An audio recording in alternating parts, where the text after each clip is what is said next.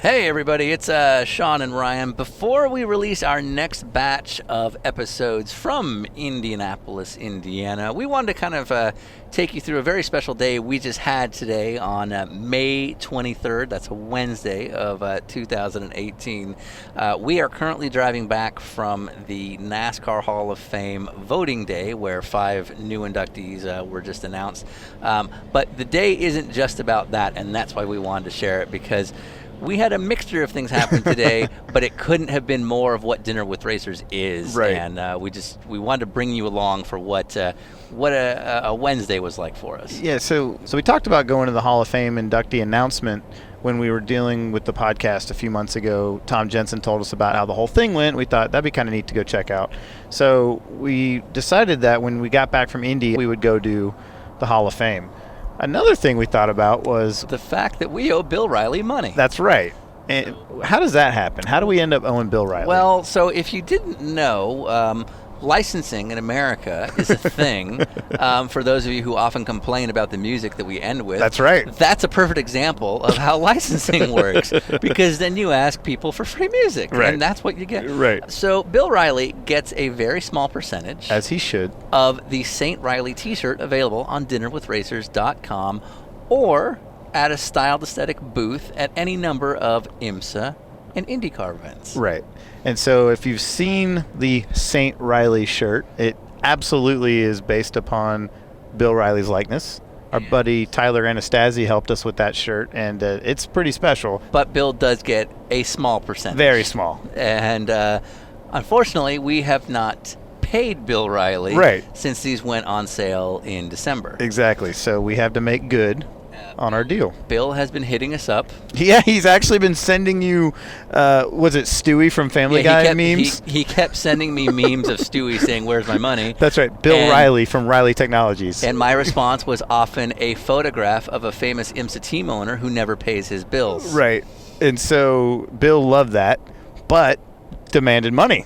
So we decided that we needed to pay him. So we, over the last couple weeks, decided we would spend more money than we actually owe him. Right. And get an 8-foot novelty check produced.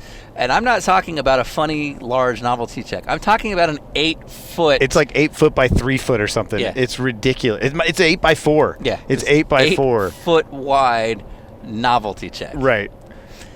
And of course, in true Dinner with Racers style, we had to video that. Yes. So that video, if it's not up now, it will be soon.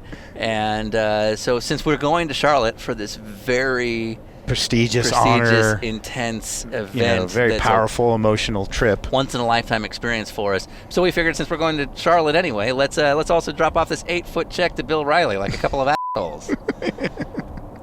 And we did. Yep. Yeah, and he left. He did. But probably cursed us as soon as we left. Yep. So then we show up at the NASCAR Hall of Fame, having just done a really dumb prank. Right.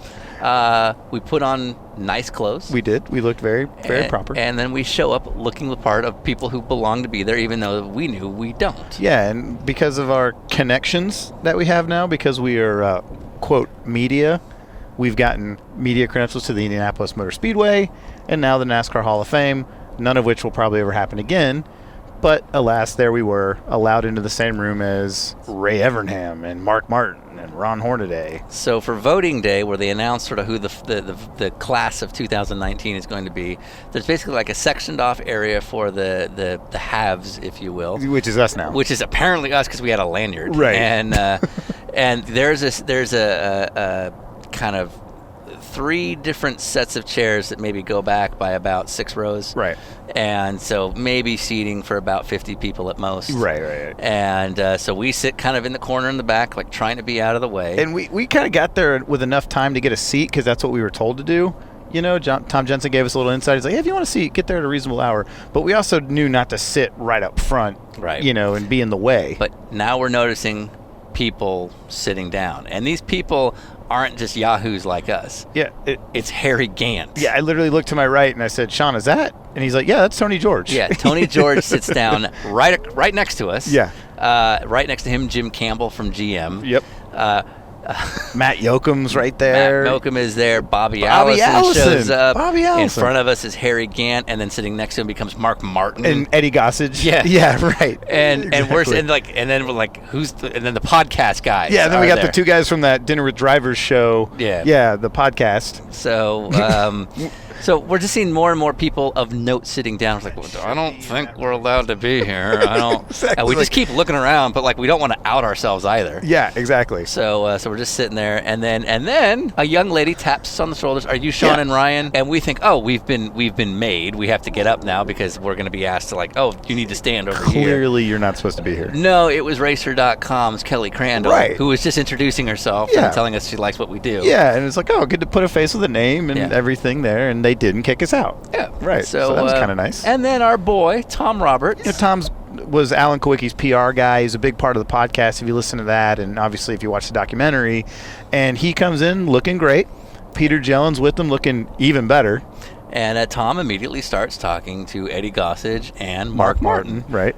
We see him. We don't say anything. We don't want to interrupt. We actually tried not to make eye contact to make it not awkward for him. Yeah. Where he's going to be like, A, why are you here? Or B, oh, I got to talk to these podcast assholes while I'm trying to celebrate my boy getting in the Hall of Fame. So we tried to be the guys that played it cool. Play it cool, bro. Yeah, play it cool. And then mid-conversation with Mark Martin, TR goes, my boys are here. He sees us, breaks conversation, and comes and sits next to us. And it was like the most warm feeling ever. Yeah, it's like, oh, maybe we're allowed. We don't belong, but at least we're not getting kicked out. Right. That guy thinks we're good. Yeah. We're good. So that was really nice because we were concerned that like maybe they're going to say, oh, the documentary guys came, but we wanted to be there. We wanted to be supportive, and couldn't have felt more welcome than when Peter and Tom sat down next to us because they were right there with us, and it was really cool. So now it's time for the festivities. Right. 20 people nominated, only 5 are going to be inducted. Yep. It's obviously the 25th anniversary of Alan's passing. There was a decent amount of momentum, not just from sort of the products that we put out there, but also there were several articles and different things that went out on Alan's behalf. So there was certainly a lot of momentum. Yes. But you never know. Yeah. So nominee number 1 that comes out is Jeff Gordon. Boom. Okay. Yeah. No surprise. Duh. So, and this is Brian France announcing this. So, okay. Then Brian France announces number 2, Jack Roush. Yeah, the Jack Roush. The Jack Roush. Yeah. Totally understood. Okay. Merited for sure, but we're like, oh, he's like an active current guy. Those are newer people. There's a lot of older generation guys on there. Yeah, so if you're doing the math, for every new guy, it means they're going to probably have to go way back into the archives to get sort of a real legend. Right. And, is Alan going to fit that?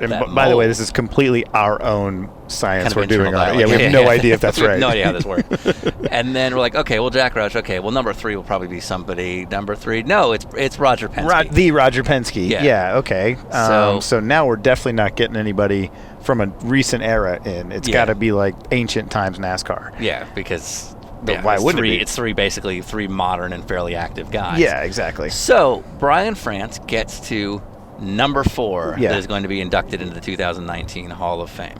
And he opens it up with saying, and this is sort of paraphrasing, I don't know exactly what he said, but he effectively says this next nominee. And he got low, like he was like really powerful about it.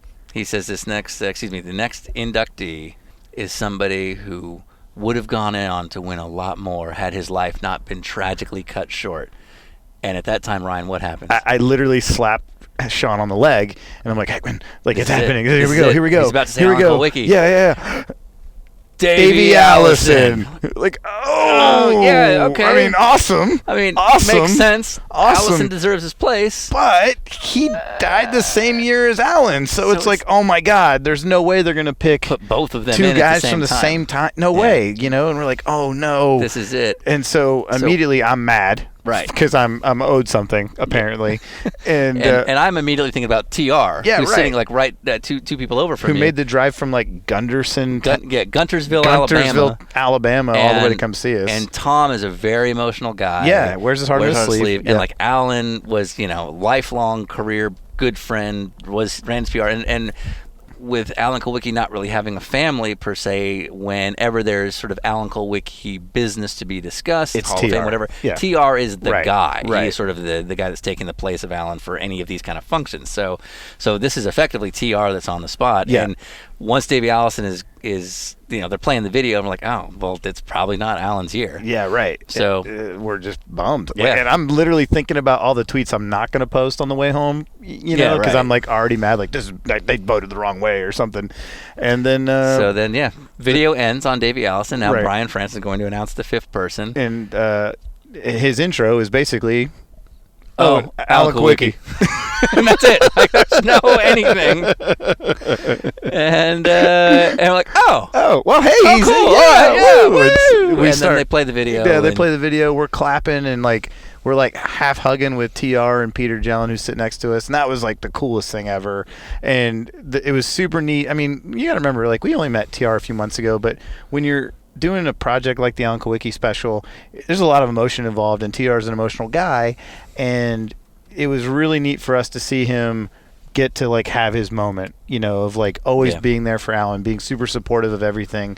The Alan Kowicki driver development program, a lot of that stuff is TR spearheading it, and so be able to watch him kind of get his like moment of zen of like, yes, Alan is in the Hall of Fame. And honestly, as we were leaving, there were no shortage of microphones and video interviews about Alan with TR. Yeah. So obviously Alan could not be there to represent himself, but it was cool to see TR just kind of take on that role and really sort of embrace kind of a lifelong body of work with one of the legends of the sport, now one of the Hall of Fame members of the sport. So really powerful. The whole day was extremely emotional and very, very cool. So clearly, if none of you listened to that show that we did on Alan, if you didn't watch the video we made, we wouldn't have had the impact we did. And when you see TR talk about what we were able to help him tell the story of, it was really, really neat for us. Right afterwards, a couple members of the media from NASCAR came over to us and, explained to us that they thought that the video and the podcast had made a impact on people, and people that had to vote had seen it and talked about it. And so for us, that was like, wow, that's it. That's the win we look for. We're not making money on this. Like, Sean, exactly. are you a millionaire yet? Not yet. Right. Yeah. So got a few 100,000 to go. That's right. So when you have somebody like a Tom Jensen or a Matt Yoakum come over and explain that they really appreciated what we did and that they saw the fan reaction, to us that was unbelievable. Yeah. Now we obviously the last couple hours as we've been driving back home, ton of great response from you guys on Twitter and Facebook and Instagram and you name it, and that has meant a lot.